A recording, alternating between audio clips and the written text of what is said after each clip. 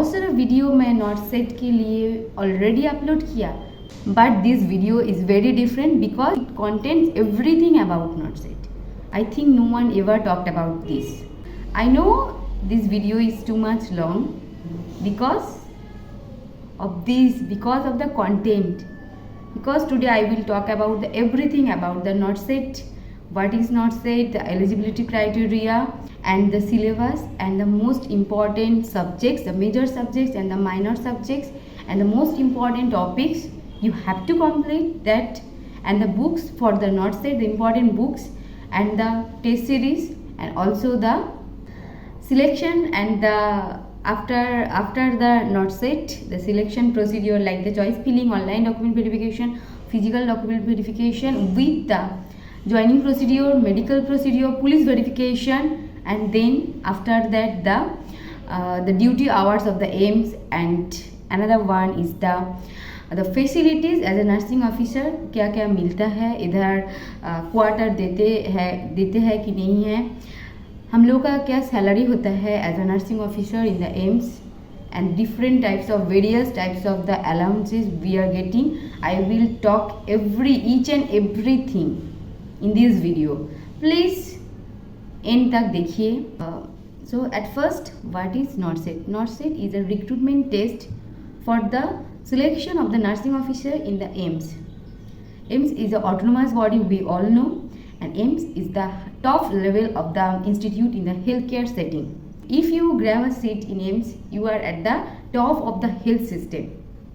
So a chance आप लोग please लीजिए for being a part of the AIMS.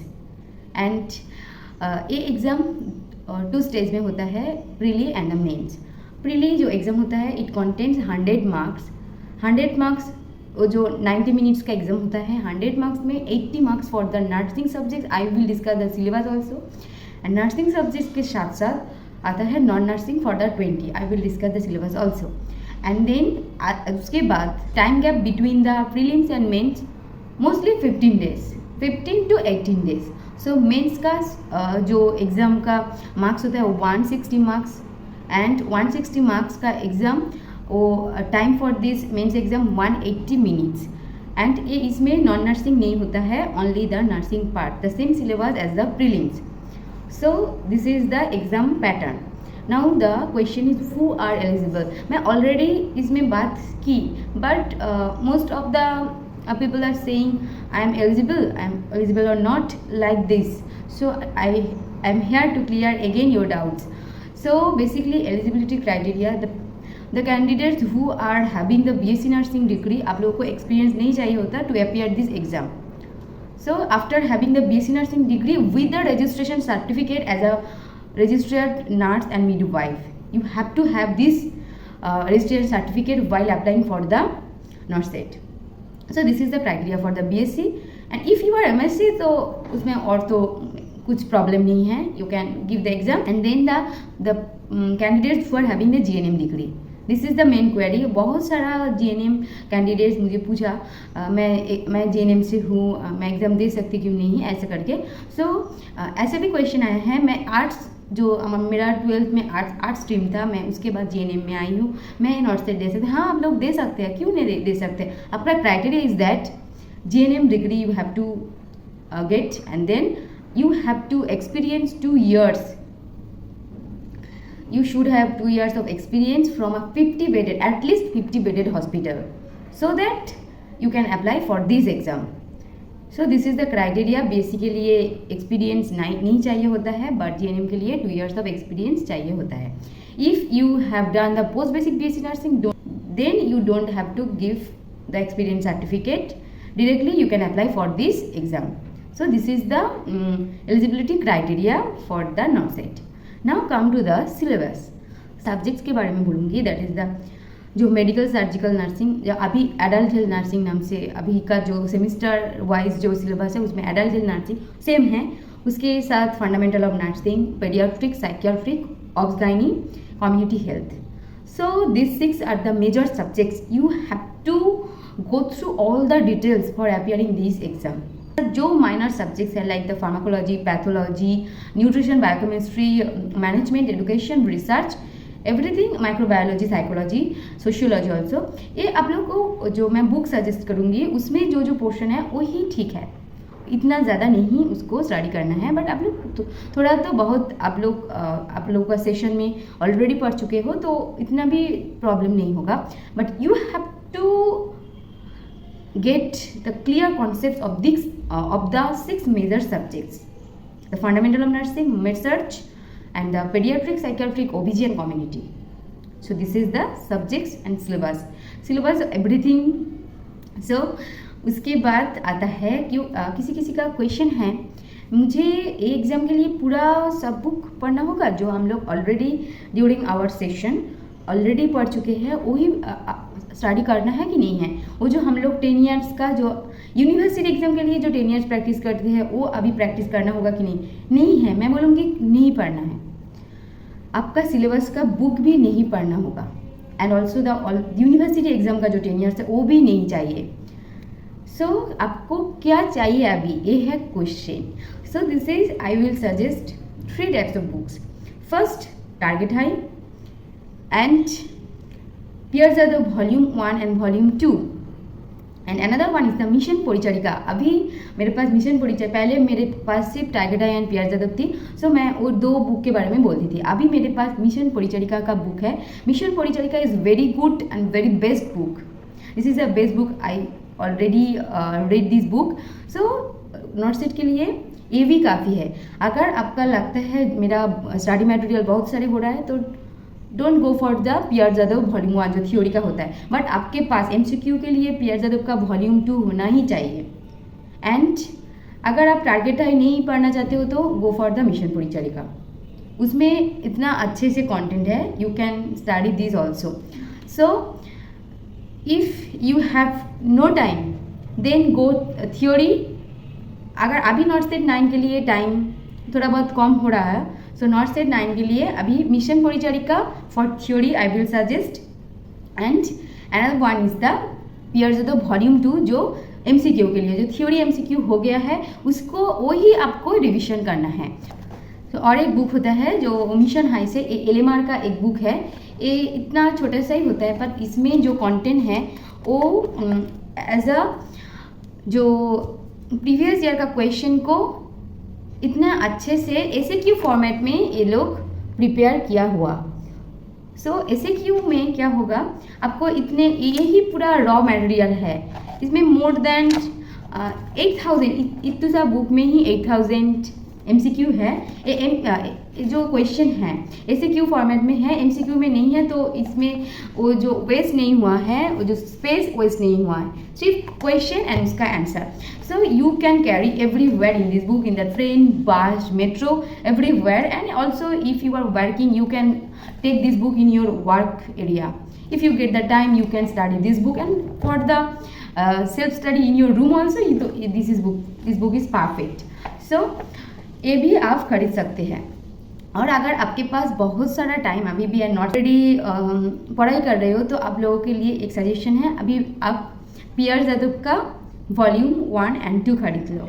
Otherwise पियर जादव का volume 2 and target high, and otherwise target high और otherwise mission Paricharika और volume 2 का। But I also suggest जितना study material ज़्यादा नहीं होना चाहिए, आपका रिविजन पैटर्न अच्छा होना चाहिए एंड ज़्यादा होना चाहिए। मल्टीपल टाइम्स ऑफ रिविजन चाहिए, जो बुक आप पढ़ाई कर रहे हो उसका भी रिविजन चाहिए, तो 2-3 बुक आपके पास होना चाहिए।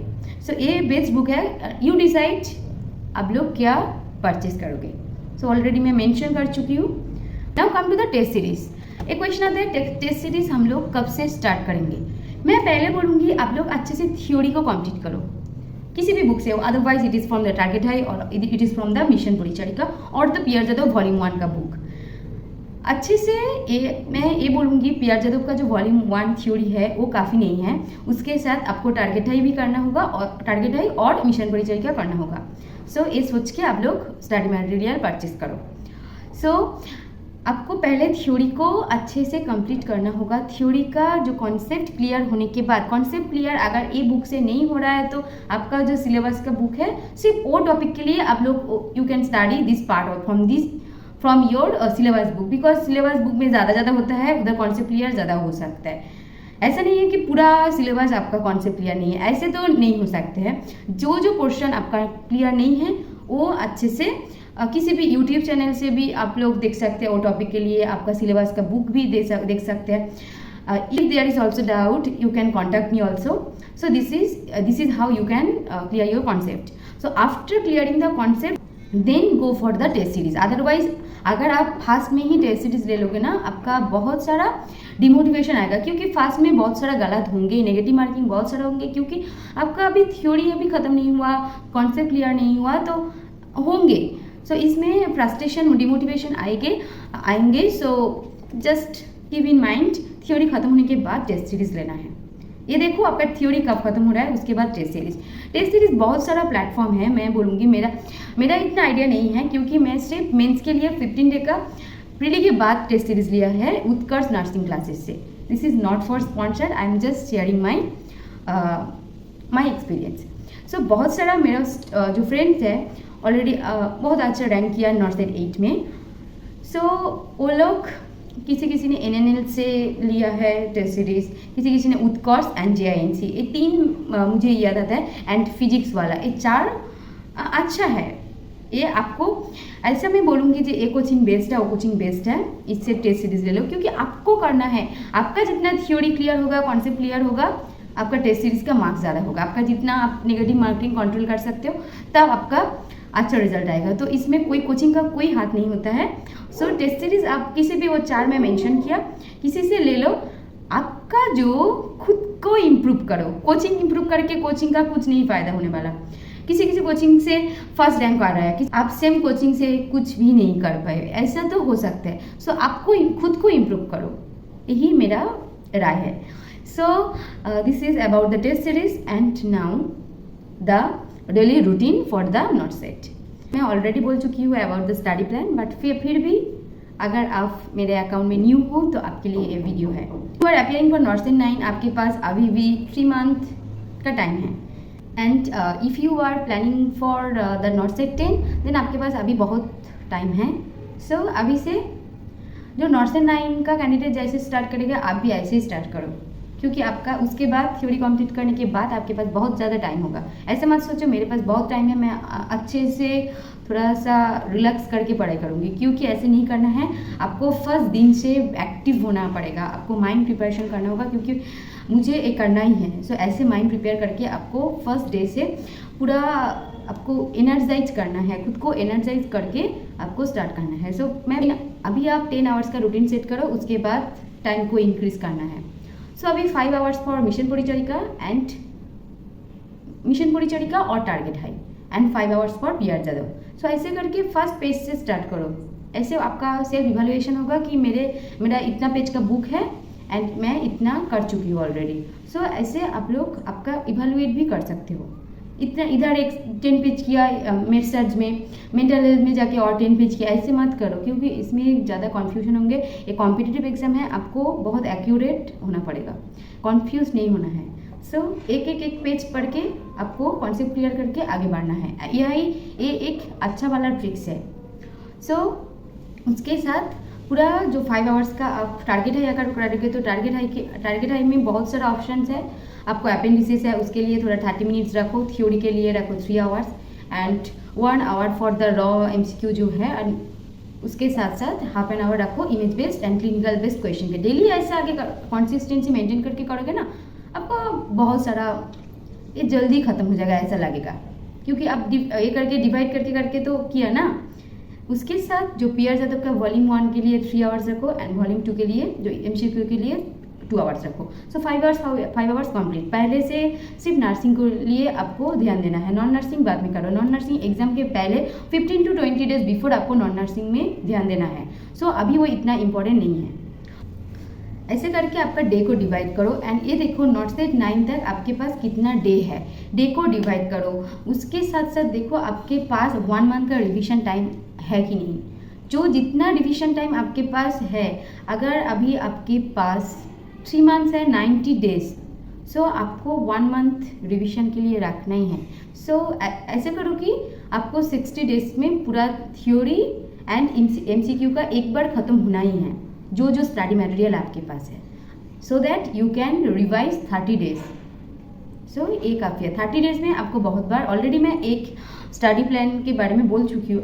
ये वीडियो देख के अगर स्टडी प्लान में कुछ कन्फ्यूजन होगा, please scroll down my videos, there is the complete study material you will get. So ये है स्टडी प्लान. ना अगर मैं नॉन नर्सिंग पार्ट के बारे में बोलूँगी, नॉन नर्सिंग में क्या आता है, मोस्टली जो रीजनिंग जनरल नॉलेज से आता है, current affairs and math and reasoning से आता है, इंग्लिश से भी आता है क्वेश्चन. सो आपको अभी उसमें ज़्यादा फोकस नहीं करना है. नॉन नर्सिंग के लिए मैं स्पेशल वीडियो अपलोड करूँगी. ऑलरेडी मैं मेरा प्रीवियस वीडियो में भी बोल चुकी हूँ. तो wait for this video, I will upload within 1 month, so that अगर आपको टाइम मिलेगा so you can go through this part थोड़ा 30 minutes to 45 minutes each day. And now the next question, accuracy and the negative control. इसके लिए आपको मैं already mention किया, आपको थ्योरी अच्छे से क्लियर करना होगा, कॉन्सेप्ट अच्छे से क्लियर करना होगा. आपके पास जो स्टडी मटेरियल है उसमें जो MCQ है आपको वो अच्छे से करना है. सो उसके बाद आपको रिविजन करना है, revision for the theory also and revision of the MCQ also. जो आप फर्स्ट बार MCQ कर रहे हो ना, उसको आप अगर नहीं होगा तो आपको वो मार्किंग करके रखना है. पूरा चैप्टर का MCQ ख़त्म होने के बाद वो उसमें देखो, उसका क्वेश्चन देखो, उसका जो ऑप्शन है MCQ का वो देखो, उसके बाद आंसर देखो. उसमें अगर कॉन्सेप्ट क्लियर नहीं हो रहा है तो उसके बाद रैशनल देखो. रैशनल देख के कॉन्सेप्ट क्लियर हो जाएगा तो ठीक है. उसके बाद आपको तो रिविजन करना है MCQ. रिविजन टाइम में जो जो मार्क किया हुआ है ना उसको पहले कंप्लीट करो, उस एक चैप्टर को. उसे क्या होगा, आप देख सकोगे जो मेरा फर्स्ट बार नहीं हुआ था, अभी सेकेंड बार वो भी नहीं, आंसर नहीं देख के भी हो गया. सो इस कॉन्फिडेंस, सेल्फ कॉन्फिडेंस बहुत हेल्पफुल है नेगेटिव कंट्रोल के लिए.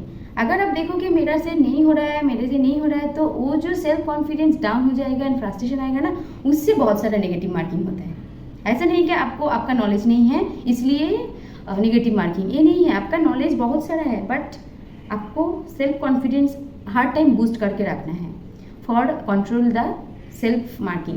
क्योंकि आप अगर एक्यूरेट हो, आप पर आपको ट्रस्ट है, मैं MCQ कर सकती हूँ, ये MCQ ऑलरेडी मैं कर चुकी हूँ, ये मुझे MCQ में जानती हूँ, ऐसे अगर आपका फील आएगा ना, आपका आंसर पॉजिटिव होगा. सो ऐसे करके आपको एक्यूरेसी मेंटेन करके प्रैक्टिस करना है एंड MCQ भी रिविजन करना है. वो लोग बोलते हैं MCQ करके जाओ, न्यू MCQ देख के जाओ, नहीं होता है. MCQ भी आपको प्रैक्टिस करना है, रिविजन करना है. सो ऐसे करके नेगेटिव मार्किंग कंट्रोल कर सकते हैं. एंड उसके बाद आता है सेल्फ नोट्स. सेल्फ नोट्स क्या होता है? सेल्फ नोट्स मैं ऑलरेडी सेल्फ नोट्स में बारे में बोल चुकी हूँ, as it is A to Z of version of the note set. So इसमें भी और एक बार बोल रही हूँ. सेल्फ नोट्स के लिए आपको जो आपका बहुत सारा स्टडी मटेरियल होंगे उसमें से सब कुछ आपको नहीं लिखना है. जो आपको न्यू लग रहा है, फर्स्ट टाइम आप कभी भी नहीं देखा एक टर्म को, एक डिजीज़ के बारे में, और बहुत कन्फ्यूजिंग है, बहुत सारा कन्फ्यूजिंग है. So like the conjoint twins all the pagus. So आपको उसमें नोट करके रखो क्योंकि वो कन्फ्यूजिंग है.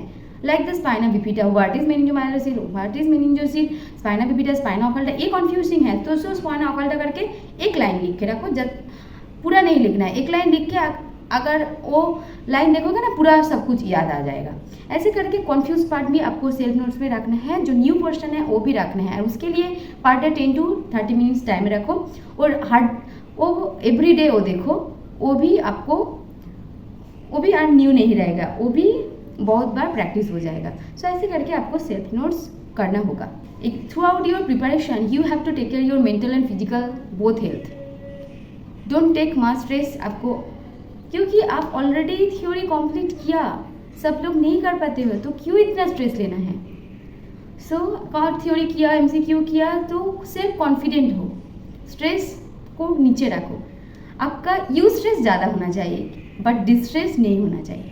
स्ट्रेस होना चाहिए जो यू स्ट्रेस है वो होना चाहिए, डिस्ट्रेस पूरा डाउन में रखो.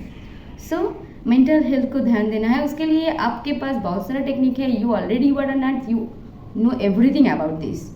डीप ब्रीदिंग करो, योगा करो, मेडिटेशन करो, कुछ भी करो, बट आपको खुद को mental preparation is very much important for every competitive exam, not only the not set, every field also it is very much important.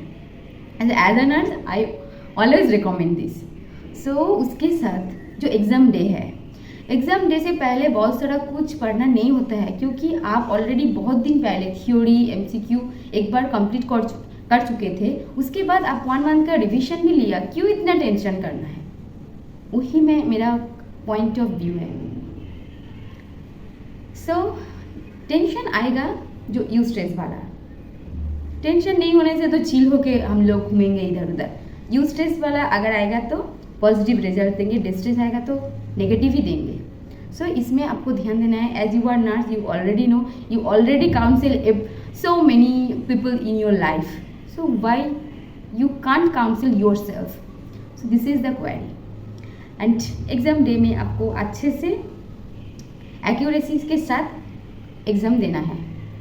And इसमें एक क्वेश्चन है, कितना मार्क्स अटेंड करेंगे, कितना क्वेश्चंस अटेम्प्ट करने से सिलेक्शन होगा। ऐसा नहीं है, कोई भी रूल सेट नहीं किया है इतने मार्क्स आने के बाद होगा, इतने रैंक आने के बाद मेरा सिलेक्शन होगा, ऐसा नहीं होता है। ऐसा ये डिपेंड्स करता है आपका रैंक, जो कितना नंबर ऑफ सीट्स उस नॉर्सेट में है।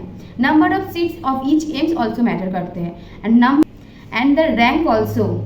अभी कंपटीशन इतना बढ़ गया है ना, एक मार्क्स पे इतना ज़्यादा रैंक।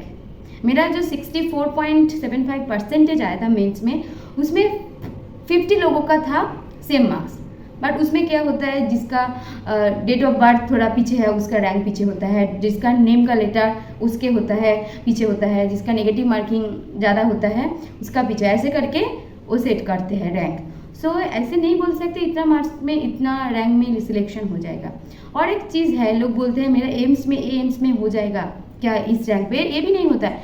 आपको देखना पड़ेगा जो काउंसलिंग जो कर रहा है ना, चॉइस फिलिंग में हम लोगों को कैसे पता चलेगा जो ये एम्स में इतना लोग उसका चॉइस डाले हैं फर्स्ट चॉइस में। ये तो ऐसे नहीं हो सकता है, सबका फर्स्ट चॉइस एम्स दिल्ली हो सकता है। तो हम लोग कैसे बोल सकते हैं, खुद और सबका माइंड तो नहीं पढ़ सकते ना।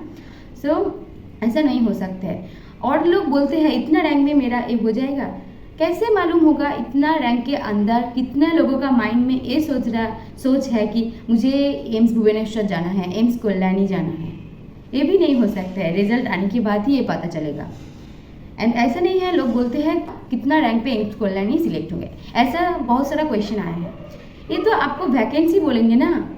मेरा नॉर्सेट 7 में ईवार का 1 था एंड एससी के लिए 1 था।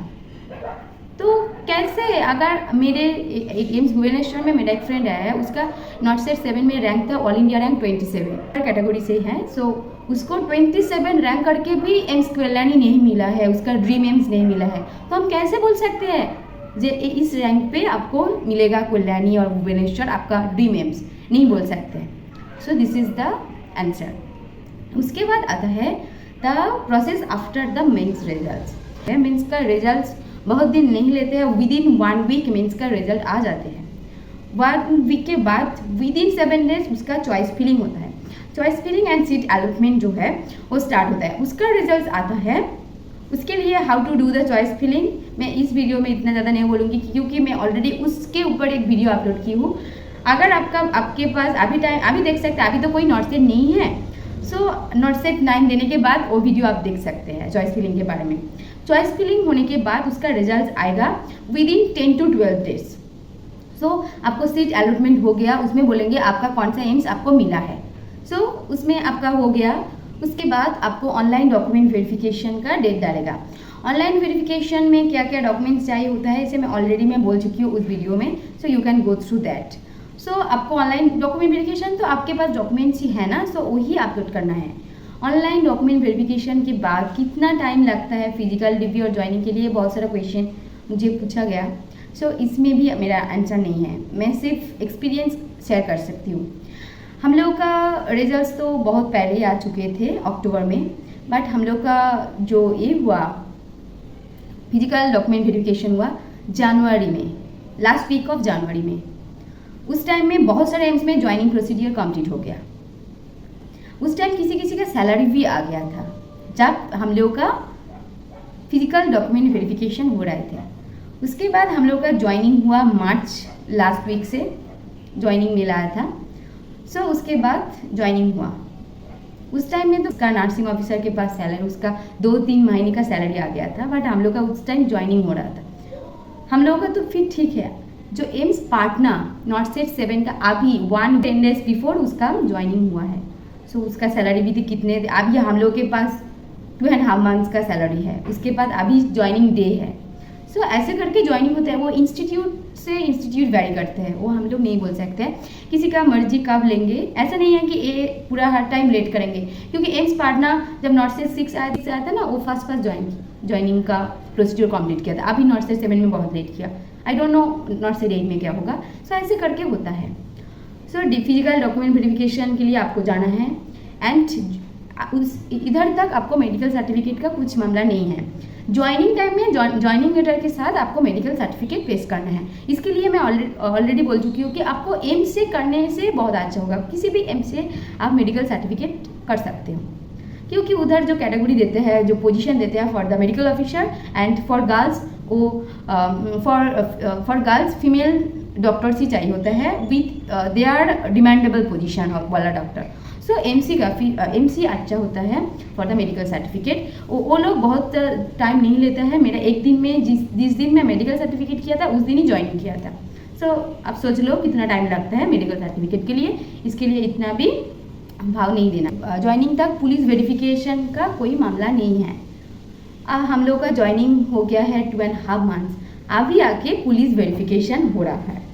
तो पुलिस वेरिफिकेशन में आपको जो पुलिस इधर से आप जो इंस्टीट्यूट पे काम करेंगे उधर से आपको जो पुलिस स्टेशन है उसमें मेल करेगा, तो वो लोग जो डॉक्यूमेंट चाहिए होता है आपको भेजना होता है, डिक्लेरेशन में साइन करना होता है और कुछ नहीं। Police verification after joining AIIMS में होता है।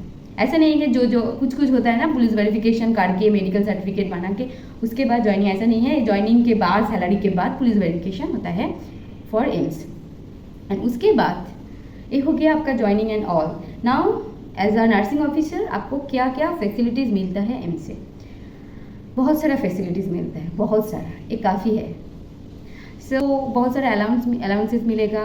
ट्रांसपोर्ट के लिए भी कुछ है। अभी प्रोबेशन पीरियड में हम लोगों को नहीं मिलेगा, बट आफ्टर 2 years ये मिलेंगे ट्रांसपोर्ट के लिए। एंड फैमिली डिपेंडेंट जो फैमिली मेम्बर्स है उनके लिए भी मिलेंगे। एंड आपका जो हेल्थ स्कीम है वो फ्री होगा। आपका डिपेंडेंट फैमिली मेम्बर्स का जो एम्प्लॉय हेल्थ स्कीम में आपको ये चीज़ कट करके आपको सब फैसिलिटीज़ मिलेगा। सो बहुत सारा फैसिलिटीज़ है। एंड अगर आप अभी नर्सिंग ऑफिसर एसएनओ बढ़ने के बाद तो और भी है। वो आपको न्यूज़पेपर के लिए भी अलाउंसेस देगा, आपका चाइल्ड का स्टडी के लिए भी अलाउंसेस मिलेगा। वो कितना चाहिए और। सो बहुत फैसिलिटीज़ है। नाउ द सैलरी, ऑलरेडी मैं सैलरी से एक बात पढ़ चुकी हूँ। हम लोग का बेसिक पे होता है 44,900। उसके साथ हम लोग को मिलता है HRA। ये जो एम्स में क्वार्टर देते हैं उसमें HRA नहीं मिलता है। एम्स भुवनेश्वर में क्वार्टर नहीं देते हैं अभी न्यू ज्वाइनिंग के लिए। सो उसके लिए HRA हम लोग को मिलता है। एंड HRA उसके बाद नर्सिंग अलाउंसेज है, यूनिफॉर्म अलाउंसेज है, एंड उसके साथ ट्रैवल अलाउंसेज भी है, एंड DA है, DATA भी है। सो ये अलाउंसेस लेके हम लोग का सैलरी 1 लाख से ज़्यादा होता है। उसके साथ डिडक्ट करके हम लोग को इन हैंड 85 समथिंग मिले। एंड अगर मैं लीव के बारे में एंड ऑफ के बारे में बात करूँगी, हम लोग को मंथली 8 ऑफ फिक्स्ड 8 ऑफ मिलता ही है।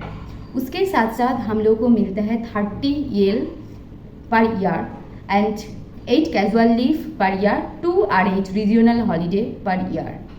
उसके साथ साथ हम लोग को हाफ पे लीव मिलता है 20 हाफ पे लीव। उसके साथ साथ जो मैटरनिटी लीव तो है, अभी मेरे लिए तो वो एप्लीकेबल नहीं है। सो फिर भी मैटरनिटी लीव है। उसके साथ चाइल्ड केयर लीव है। चाइल्ड केयर लीव वो 2 years का होता है। 2 years का कितना 730 डेज होता है।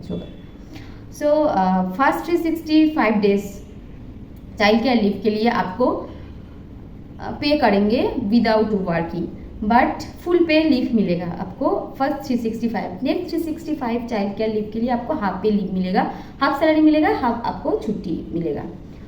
छुट्टी पूरा मिलेगा बट सैलरी हाफ मिलेगा। सो ये है आपका नेक्स्ट 365 डेज के लिए। फर्स्ट 365 आप फुल लीव आप कम नहीं करना है बट सैलरी मिल जाएगा। पैटर्निटी लीव भी है। पैटर्निटी लीव के लिए ओनली 15 डेज को मिलता है। जो लोग मेल है उसके लिए only 15 days for the paternity. ये भी काफ़ी है, थोड़ा बहुत एंजॉय करेंगे और क्या।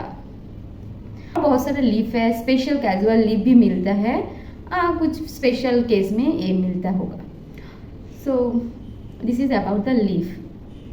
एंड हम लोग का ड्यूटी आवर्स कैसे होता है। मॉर्निंग शिफ्ट एम्स में 7:30 से 1:30 तक होता है, इवनिंग शिफ्ट 1:30 से 7:30 and night 7:30 to 7:30 AM। So this is the shift. And general shift वालों के लिए उसमें 8 आवर्स का ड्यूटी होता है। 9 to 5 हो सकता है, 7:30 to 3:30 हो सकता है, एंड 8 to 4 भी हो सकता है। किसी किसी का 10 to 6। वो डिपेंड करता है कौन सा OPD, कौन सा प्रोसीड्यूरल एरिया, लाइक एंडोस्कोपी अलग अलग होता है, ब्लड बैंक में अलग टाइम होता है, बट 8 आवर्स का जनरल शिफ्ट होता है ऐसा। एंड जनरल शिफ्ट को जो कैंडिडेट्स होता है उसको 8 मंथली ऑफ नहीं मिलता है, बट उन लोगों को जो ऑल द गवर्नमेंट हॉलीडे मिलते हैं, एंड सैटरडे हाफ डे होता है उन लोगों का, and Sunday full day of मिलता है। ऐसे करके उन लोगों को ऑफ एडजस्ट होता है। So this is about duty hours and leave and workload.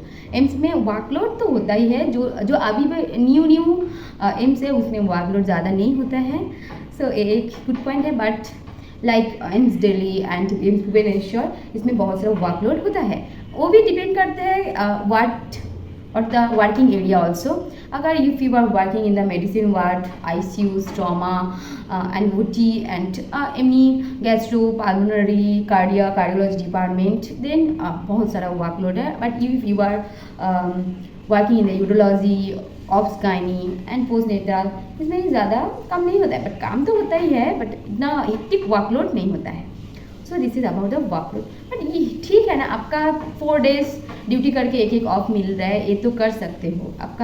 अब तो सबको काम करना ही पड़ेगा ना, वर्क इज़ द लाइफ, ये तो रूल्स फॉलो करना ही होगा। And the most important topic for today is that अभी भी किसी कैंडिडेट्स और कोई भी हो पूछते हैं कि मेरा नर्सिंग में एडमिशन लेना चाहिए और नहीं चाहिए। मैं कॉन्फ्यूज हूँ, मैं नर्सिंग में जाऊँ या नहीं जाऊँ, क्योंकि नर्सिंग का बहुत सारा मिथ्स है। लोग ऐसे बोलते हैं, सोसाइटी ऐसे बोलता है, सोसाइटी एक्सेप्ट नहीं करते हैं। बहुत सारा ऐसे सब में डाउट है। जो लोग अभी नर्सिंग कर रहे हो ना, उसमें भी एक क्वेश्चन है, मैं तो नौकर की तरह काम करूँगी, मैं कि रिस्पेक्ट नहीं मिलता, ये बहुत सारा फैक्टर है।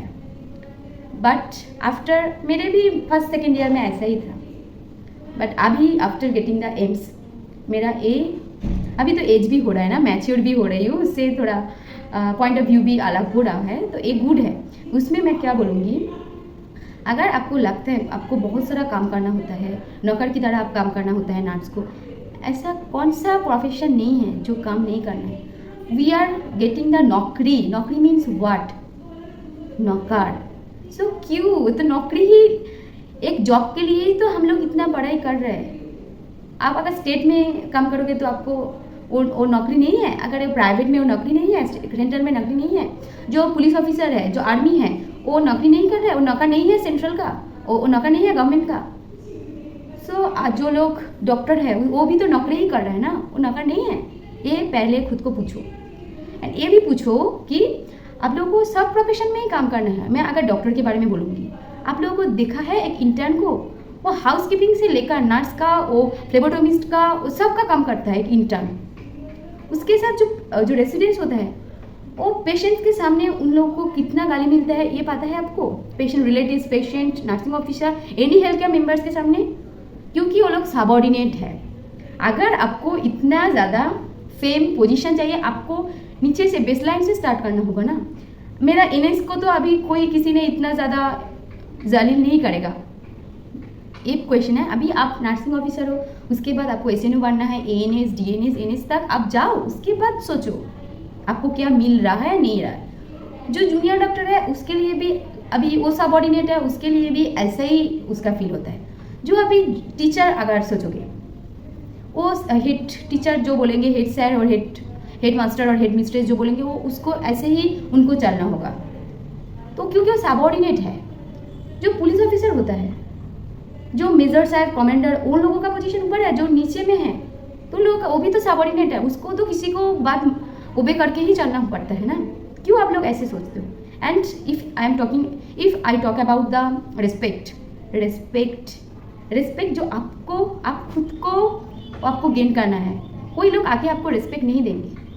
Your work will give you respect, and there is one person जो आपको रेस्पेक्ट दे सकते हैं, दिस इज़ यू ओनली। अगर आप सोचते हो कि मैं अभी 7:30 हुआ, मेरा 6 आवर्स का कटेंगे, आप अगर जाके थोड़ा सा काम करके अगर आप फ़ोन में बिजी हो जाएंगे तो कौन लोग रेस्पेक्ट देंगे? अगर पेशेंट रिलेटिव किसी के लिए बोल रहा है मैं जाऊंगी, रुको, अगर आपका टोन ऐसा होगा सो कौन लोग आपको रेस्पेक्ट देंगे? नाइटिंगेल, जो Florence Nightingale, lady with the lamp, उनका रेस्पेक्ट नहीं मिला था क्या? उसके बाद बहुत सारे नर्सेज हैं जो लोग अभी नाइटिंगेल अवार्ड मिल रहा है, उनको रेस्पेक्ट नहीं मिल रहा है क्या?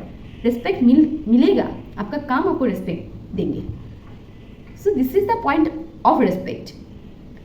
एंड अगर आप अभी एम्स में अगर देखोगे, हम लोग का स्टेट में क्या होता है, दीदी, सिस्टर, कुछ भी बोल के हम लोग को बुलाते हैं, बट एम्स में जो सीनियर भी आपको मैम बोलेगा, एसएनओ भी आपको मैम बोलेगा, एनएस भी आपको मैम बोलेगा, एंड कॉलिग भी आपको मैम बोलेगा, डॉक्टर्स भी आपको मैम बोलेगा, और अदर हेल्थ केयर वर्कर्स आपको मैम बोलेगा। तो अगर नहीं बोलेंगे तो आपको रेस्पेक्ट नहीं मिलेगा क्या? अगर आप खुद, if you are doing your best in your job and you know that I am doing my best job, so आपको रेस्पेक्ट किसी और से क्यों चाहिए होता है? So this is about that respect and all those means. I don't think मुझे इससे और ज़्यादा बोलना पड़ेगा। And talking about the salaries, nurse को काम ज़्यादा करना पड़ता है, सैलरीज इतना नहीं मिलता है। ये तो मीट, अगर मैं प्राइवेट के, अगर आप प्राइवेट के साथ कंपेयर करोगे, जो लोग आईटी में काम करते हैं 95 और 20,000 लेके भी बहुत इंजॉय करते हैं, वो लोग को भी काम करना पड़ता है। But if you are getting 15 to 20K in private institute, ये अलग है, सबका काम अलग है, मैं बोलूँगी, बट प्राइवेट में सबका सैलरी कम ही होता है। अगर एक जो प्राइवेट स्कूल है उसका टीचर का सैलरी कितना होगी? 15 to 20K ही होंगे। जो केजी स्कूल होता है उसमें भी टीचर है ना, टीचर प्रोफेशन तो सेम है सबका, नर्स का भी प्रोफेशन तो सेम ही है। तो ऐसे करके देखोगे तो ऐसे ही होता है, सैलरी आपको गेन करना होता है। You will have to grab that salary by your knowledge and skills. जो लोग अभी स्टेट में हैं उनका सैलरी सेंट्रल से हाफ है, सो वो लोग भी तो उनका काम कर रहे हैं ना, and they are trying their best to get a central seat और being promoted to upper level. So आपको ट्राई करना होगा, आपको बहुत एफर्ट्स डालना होगा to grab that salary, to grab that position, to grab that respect. So ऐसे नहीं बोलो कि ये सैलरी नहीं मिलता है, इतना काम करना पड़ता है, ऐसा नहीं होता है। जो लोग, अगर if you are talking about respect, money and salary, so जो लोग अभी हाउस कीपिंग स्टाफ है, अगर आप लोग बोलोगे we are comparing the nurse with the housekeeping, that's नहीं है, we are comparing the every occupation and profession. I know this is, the housekeeping is not the profession, still they are doing the job now, occupation, they are in the category of occupation, I know. So still they are the human. If you are thinking about the humanity, they are cleaning the waste. So who will give the respect to them? So आपको खुद पे efforts डाल के आपको respect grab करना होगा, और कोई वे नहीं है इसमें। That, so my point of view is that सब टीचर को रेस्पेक्ट नहीं मिलता है, सब पुलिस ऑफिसर को रेस्पेक्ट नहीं मिलता है, सब डॉक्टर को भी रेस्पेक्ट नहीं मिलता है, एंड सब आईटी वालों को भी रेस्पेक्ट नहीं मिलता है, एंड इन दिस वे सब नर्स को भी रेस्पेक्ट नहीं मिलता है। जो लोग रेस्पेक्ट कमाता है उन लोगों को रेस्पेक्ट मिलता है। This is the fact, and this is today's lesson.